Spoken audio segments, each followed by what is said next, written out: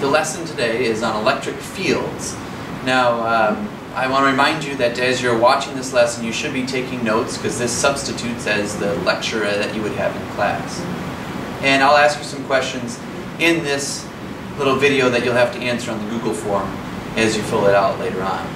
So we're talking about electric fields today. And you've actually seen these or experienced them before. We did this the other day in class. You take a balloon, you rub it on your hair, and it's got a whole bunch of charge built up on it now. If I put it near my arm, I can feel that feel. There's like a force. I know there's a force that's lifting my hair up because I can see it and I can feel it, but I'm not touching my hair. So it's like there's a field here where the force can be felt.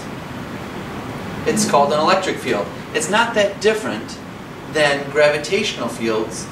We just never used that word from first semester. So here's what I mean. If I have a big mass, like the sun or the earth, and I put a little mass nearby, that little mass feels a force from the big mass, right? It's a gravitational force.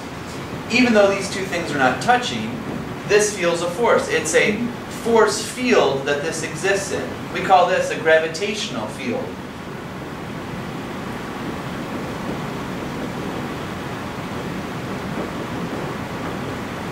In fact, that gravitational field exists everywhere around this mass. The same is true for electric fields, except we don't talk about masses and things attracting. We talk about charges and the forces between those. So it's like a big positive charge and a little negative charge. These two things are attracted to each other. This would, because it's so big, would stay in one spot. This would move towards it. Even though they're not touching, this feels a force. It's like it exists in a field, a force field. We call this electric field.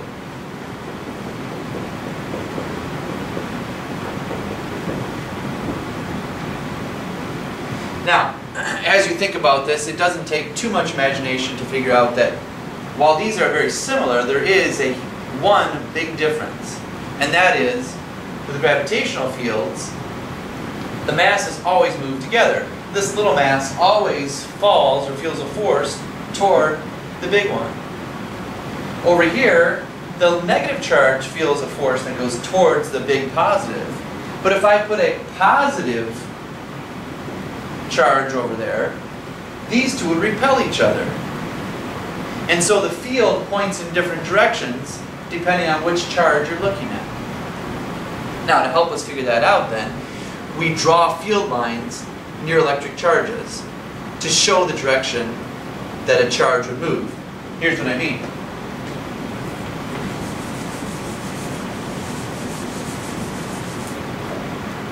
Let's take a big positive charge. Something like that. We're going to draw field lines to show the direction of the electric field near that big positive charge. Here's how you do it. You take the tip of your pencil, your pen, and you pretend that it's a small positive test charge. If I put a small positive charge right there, it's going to zoom away like that. It's going to be repelled by the big one. And if I put a small positive charge right here, it's going to zoom that way. And I can draw hundreds or thousands of these little arrows. Instead, I'm just going to kind of connect them all together by drawing the field like this. All positive charges move away from the big positive charge. This tiny positive charge moves that way. This tiny charge moves that way, and so on.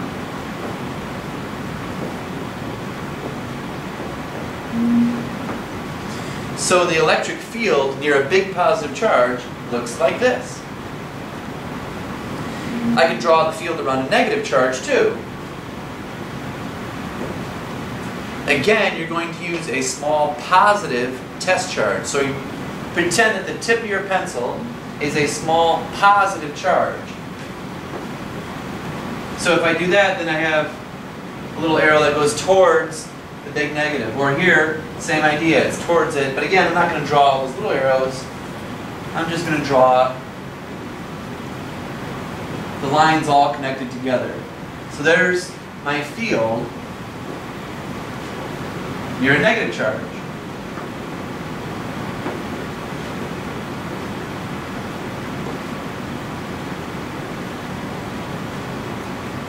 So those are two different electric fields.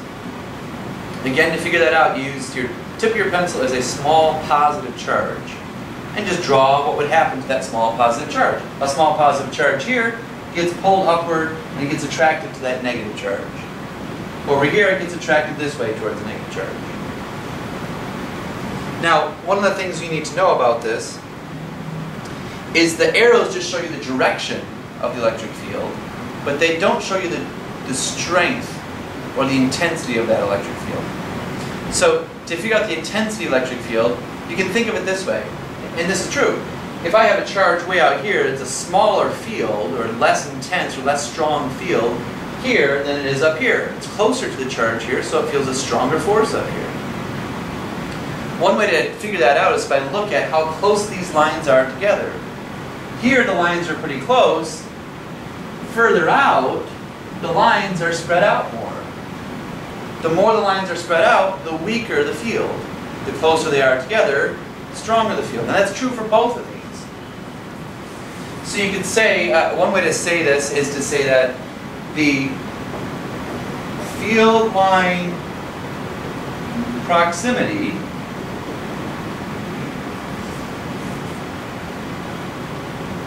indicates the field intensity.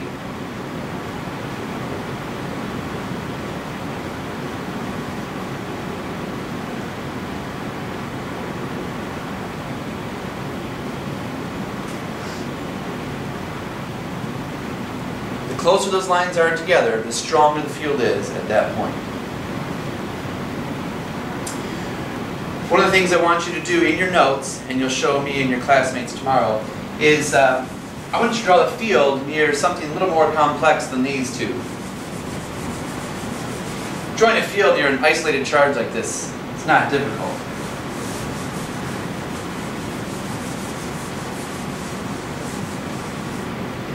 So in your notes, I want you to draw the field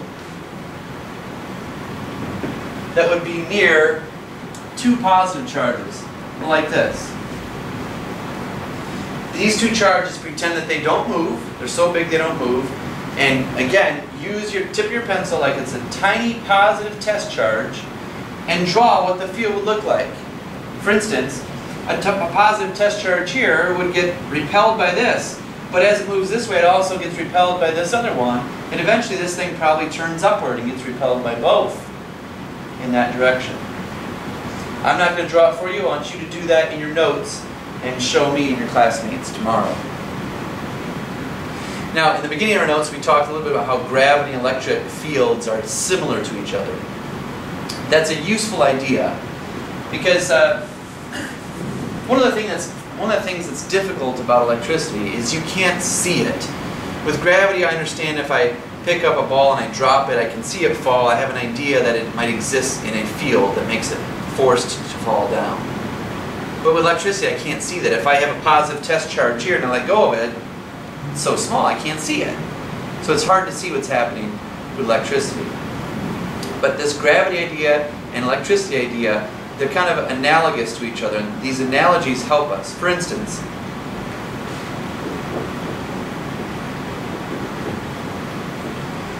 in gravity, we have an acceleration, right?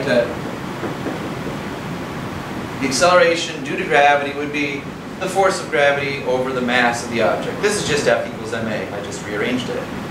This would be the gravitational acceleration. Or another way to think of it is, this is the strength of the gravitational field. Well, with electricity, we have, again, the strength of electric field, but that's capital E. The capital E stands for the strength of the electric field.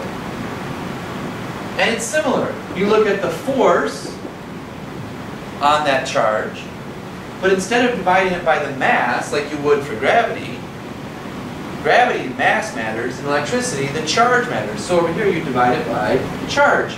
The mass is analogous to the charge.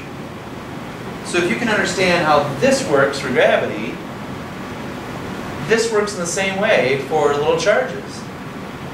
You put a charge in an electric field and there's a force on it.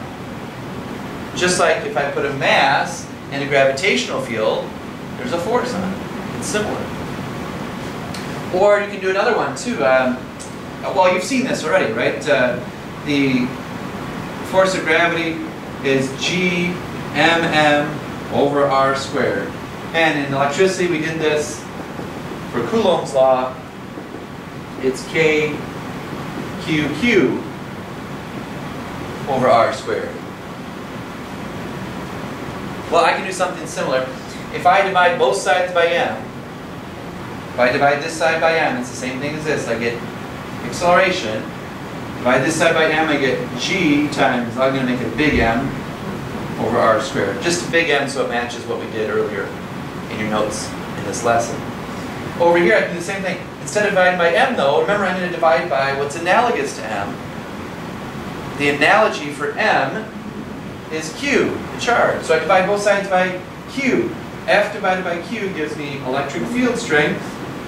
And over here I have K, I'm going to use a big Q just to keep it the same, over R squared. So you can find the electric field by looking at the big charge and dividing it by the distance squared that the little charge is from the big charge. And that gives you the strength electric field. Again, these two things are analogous to each other. Or here's another one. You could do potential energy. Right, we did that earlier this year. Gravitational potential energy is mgh. Over here, it's a little different. We have, I'm going to put electric potential energy, just to keep them separate. And I want you to fill in, what would that be? So think about, what is analogous to M? What would be similar to G over here? What would be similar to H over here? And you'll fill it in the Google form and then in your notes as well. Electric fields, along with a lot of electricity, can be tough because you can't see it. But if you understand how gravity works, sometimes it helps you understand how electricity works because of the analogies between them.